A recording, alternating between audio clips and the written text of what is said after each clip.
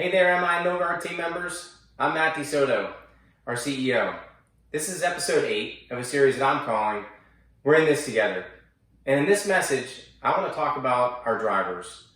Whether you're an MI or Milgard team member, or whether you're a team member of one of our third-party logistics partners, I just want to say thanks.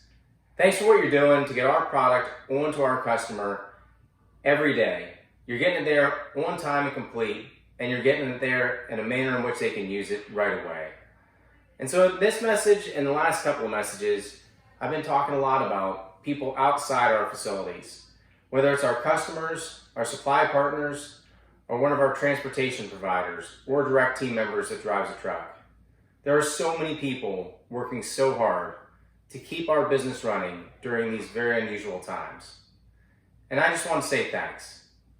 So as we enter a weekend, I hope that you and your families have a wonderful weekend. I hope you have a relaxing weekend. I hope you have a safe weekend. I look forward to catching up with you again soon. Be smart, stay safe, and remain confident. Thanks again for everything you're doing.